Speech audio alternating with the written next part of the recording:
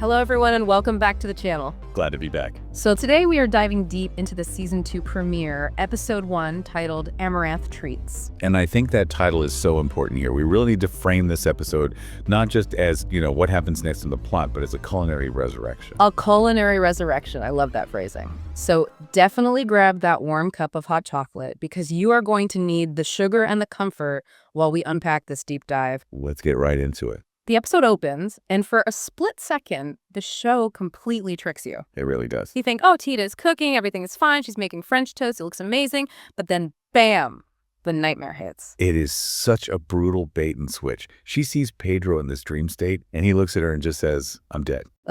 Chilling. It establishes immediately that Tita has zero sanctuary right now. Right. Not in her waking life, and not even in her sleep. The trauma has completely invaded her subconscious. Yeah. And the state she is in, Tita has lost her voice. She hasn't spoken a single word. Nothing. She has cried so much over her nephew, Roberto's death, and just the relentless hatred from her mother that she has physically run out of tears. Right. But just when you think it cannot get any darker, we get the twist, the miracle. This changes the entire trajectory of the season. We find out that Pedro survives, and he is rescued by none other than Gertrudis. But here is the massive kicker. Tita doesn't know any of this. Not a clue. She is locked in this mental tower of silence, grieving a man who is actually alive and out there. Yes. But while Pedro is being saved by Gertrudis and the revolution, Tita is about to be saved by something else entirely. We see the servants at Las Palomas sneaking around, utterly terrified of Elena, managing to get a message out to Dr. John. And John does not hesitate for a second. He marches right into the convent where Tita is being kept. And that scene, he straight up lies to the Mother Superior. He does. And the Mother Superior tries to stop him. She's all about protocol. Right. And John just shuts her down. He says, if Tita dies, you will be held personally responsible. Because he sees her condition. She is severely dehydrated and totally unresponsive.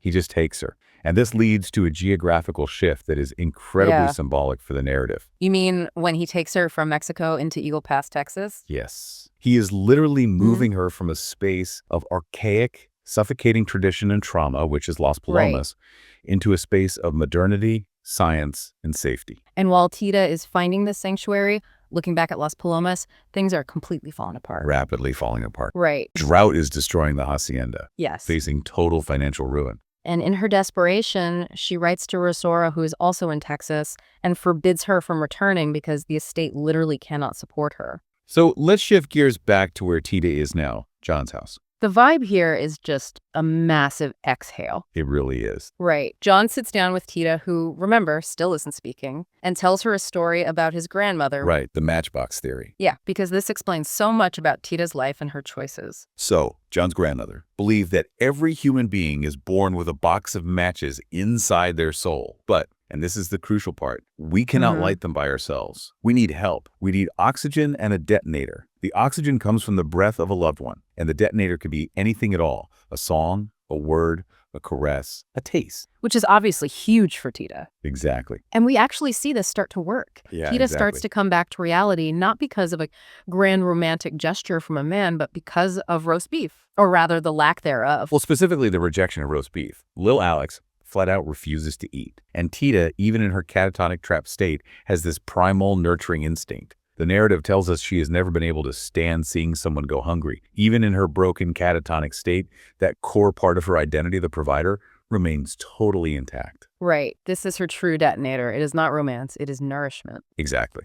And John is so encouraging. He tells her the kitchen is all hers. Right. And he introduces her to Amaranth. And the symbolism here is thick. It is a specific plant that resists drought. It thrives when everything else is dying. Just like Tita, she has been in this horrific drought, but she isn't fading. She is resilient. And for the very first time, her destiny is in her own hands. She isn't cooking to appease Mama Elena. She isn't cooking to communicate with Pedro. She is cooking to heal herself. Right. And John makes himself vulnerable too, which is important. He admits that when he heals someone now, he feels like he recovers a tiny piece of what he lost. He confesses he was terrified of losing Tita too. He also acknowledges the elephant in the room. He tells her, I know what you felt for Pedro. I know you're grieving. And he gives her this wonderful philosophy. He says, life is generous. It gives us chances to be happy all the time. It's such a hopeful perspective. And then The proposal. yes, he is clearly nervous.